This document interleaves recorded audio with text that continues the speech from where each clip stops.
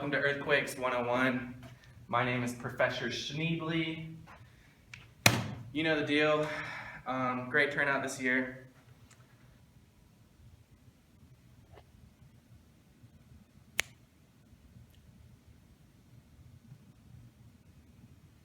All right, to start off, who knows what an earthquake is? I know. I know. Hey, you in the back row. What is an earthquake? Who cares? I care. Okay. You right here in the white shirt. Like quakes that they make their oatmeal for breakfast? Close, but no. Okay, you. The answer is when two tectonic plates bump up against each other. Wrong. What? Alright, earthquakes most commonly originate from the rupture of geological faults in the Earth's crust. These ruptures release energy in the form of seismic waves. These waves simultaneously move the ground up and down, side to side. Alright, can anybody tell me what we use to measure earthquakes? Rick. Oh, I had chemistry with Rick. Not the kind of Rick we're looking for here. I know. You? The answer is it's a scientific scale on how we measure the size and destruction of earthquakes. Wrong.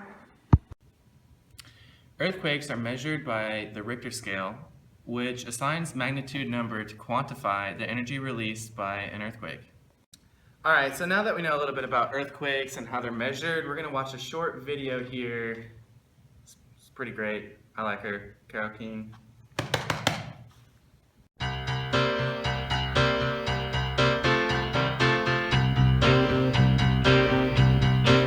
I feel the earth move under my feet. I feel the sky tumbling down. I feel my heart start to trembling whenever you're around. Oh, baby, when I see your face, mellow as the month of May. Oh, darling. That video was really sad, but also it seems like the music was really inappropriate for the content. Alright class, can anybody tell me one thing that they noticed from the video? I know. Anybody else? You in the back. Destruction. Destruction, huh? Homophobic much? Ah, I know. close, but no cigar. I know. Okay, all of the tall buildings were still standing while all of the low-rise structures had collapsed. Yes! She finally gets one right. Thank you, everybody. I'm doing pretty good as a professor. But I need some volunteers. I'm working too hard. I don't even want to really be here right now. I'm not really qualified. Technically, I'm not even a professor, but don't tell a noob that. I'll do it. I'll volunteer. Alright, smarty pants. Okay, so I volunteered for Professor Schneebly. I'm really nervous, but as you can see, I'm very prepared. And I feel like I've been waiting my whole life for this opportunity. Can you tell me how a typical building responds to the movement of an earthquake? Remember that earthquakes cause shaking in all directions, side to side and up and down. Since buildings are already equipped to handle vertical loads such as gravity forces, most structures are adequate at protecting against vertical shaking.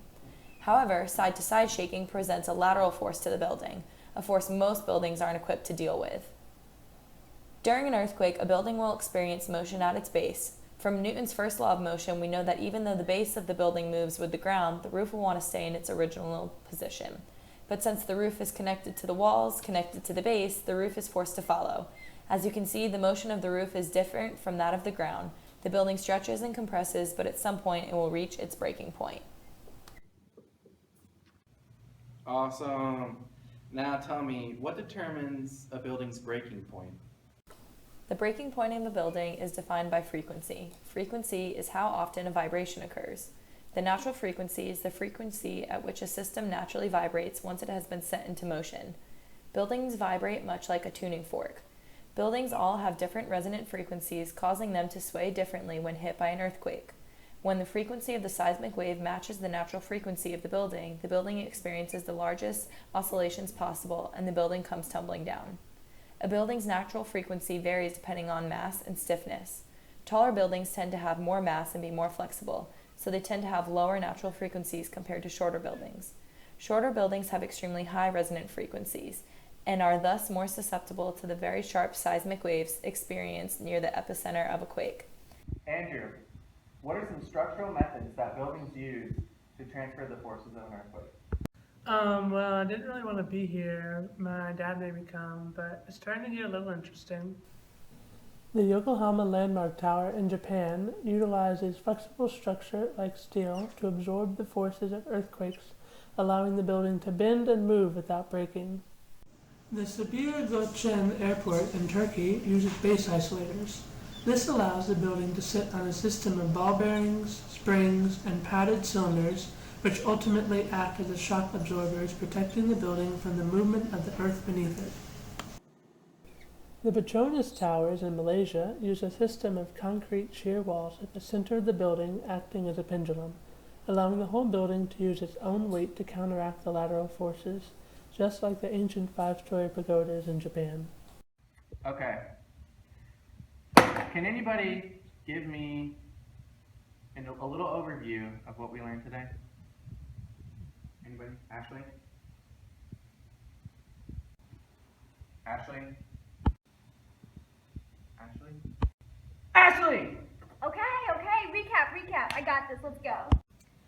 That was like so scary.